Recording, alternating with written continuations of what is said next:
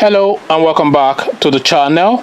Now, with the countdown to the Nigerian presidential elections gathering pace, we're only 5 days away. The elections are taking place on the 16th, so we're only 5 days away from the elections now.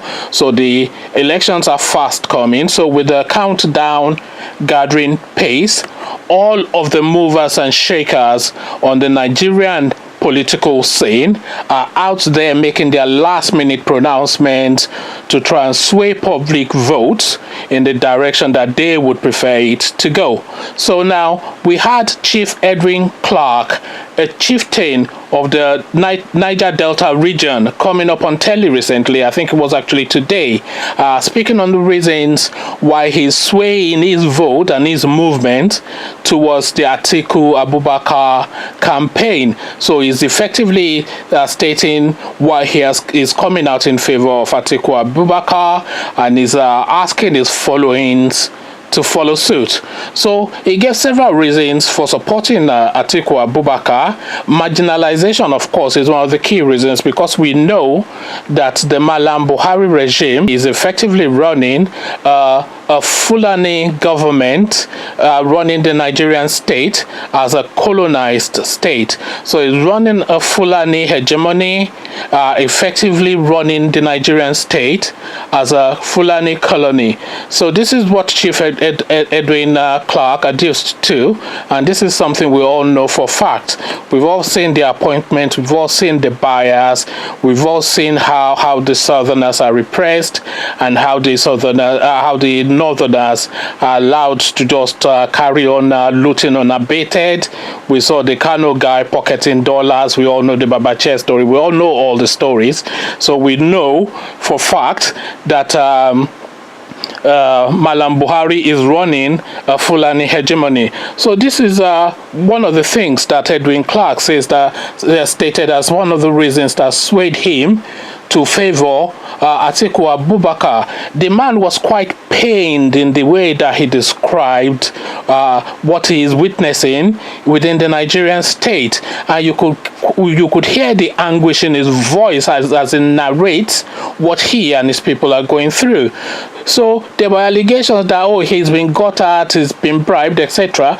Now, who is going to bribe brother Chief Edwin Clark?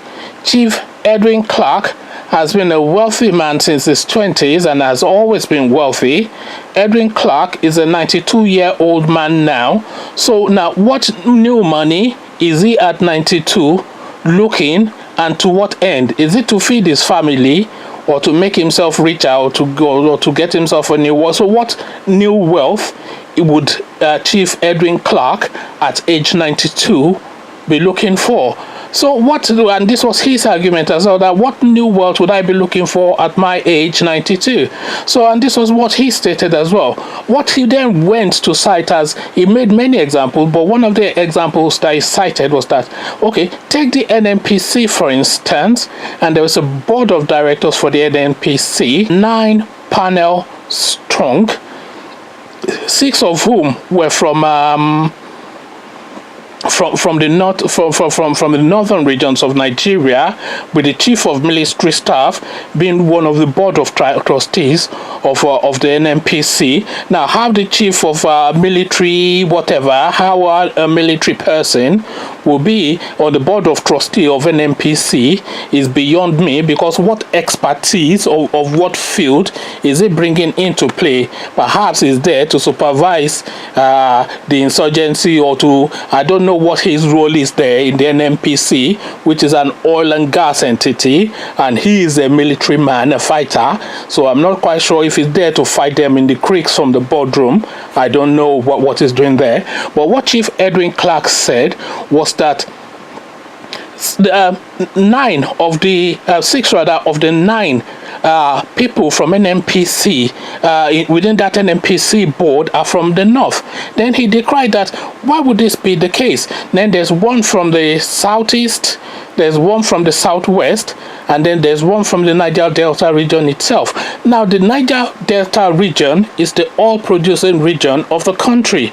So why would they then be underrepresented to the point of no representation, whilst the region of the country that has no contributions towards the oil industry, that has no oil so no oil outputs to contribute to the Nigerian state, and no real resources really to contribute to the Nigerian state, is now having the lion's share of that board. He decried this. He said there's been no development in this region pretty much since Buhari came into power, that he led a high power delegation to go meet Buhari and say, okay, let's address this because this is a concern. He took all the kings and royalties of his regions, the politicians, the youth, etc., 100 strong panel he took to Abuja to go meet with Buhari to say, look, this is a 16-point agenda. At least these things, we want some of them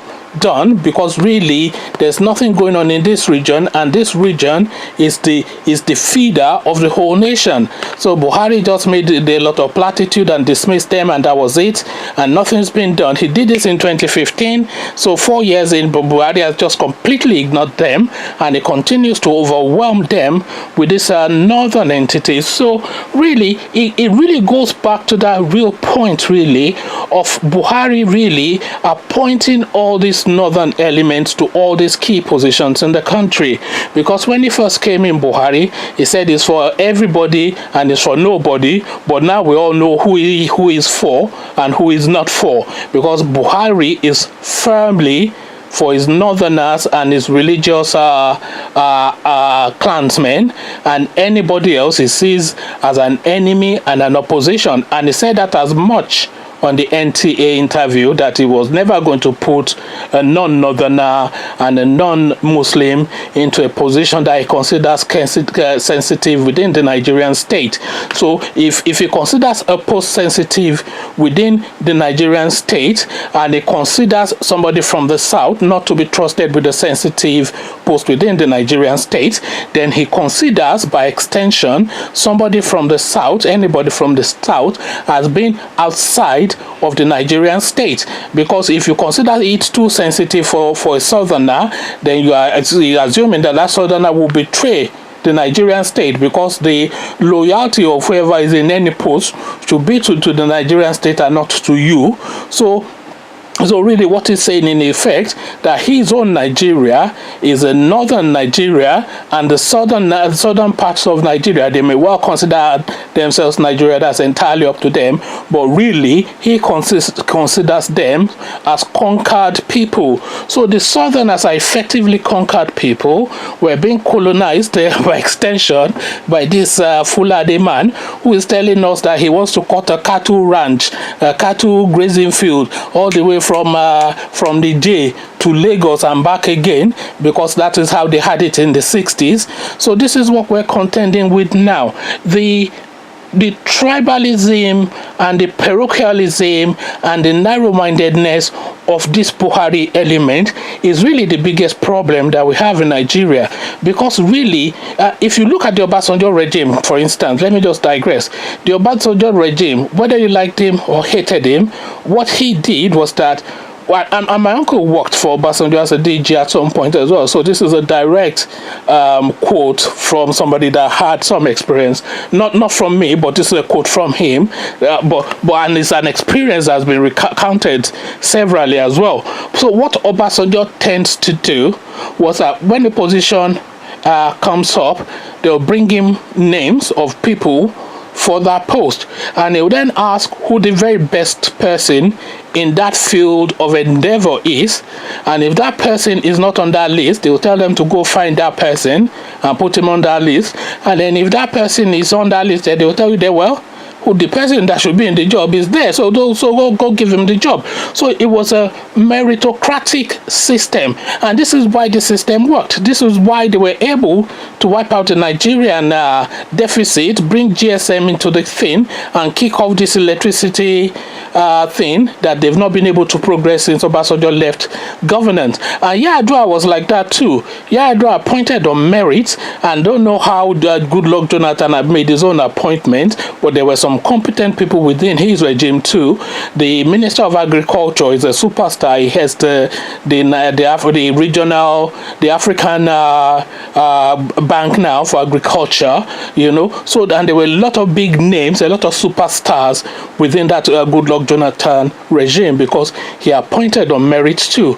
But really, with this Buhari regime in particular, if your name is not Danladi, then he is not interested.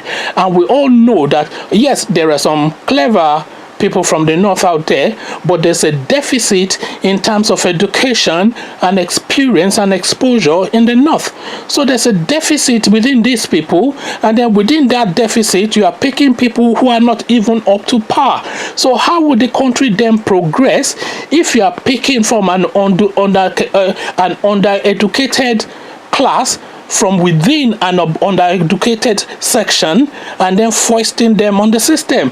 You know, this is why everything falls apart.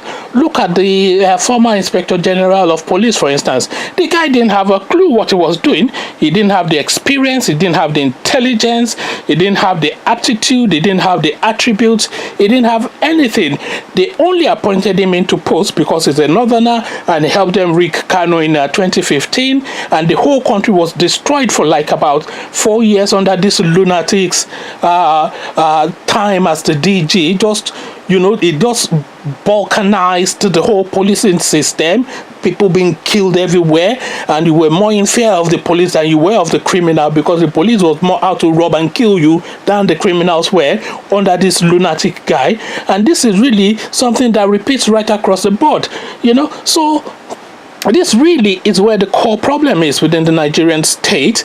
This parochial tribalism, this narrow-mindedness of this ethnic bigoted unthinking mindset, be determined to have like a Fulani master race over and above everything else, even if the country collapses and everything falls apart, so long as it is Fulani in everybody, that's all that matters. The world is talking about artificial intelligence, and President Buhari is talking about cutting grazing routes from Niger Republic to Lagos. So you can see the trajectory of the world is moving in one direction, because they are now going past the internet to artificial intelligence now. This is what the conversation is in the global space. And the conversation in Nigeria is Mallam Buhari saying that he wants to go back to the grazing routes of 1960 to cut Nigeria up from Niger Republic to Lagos,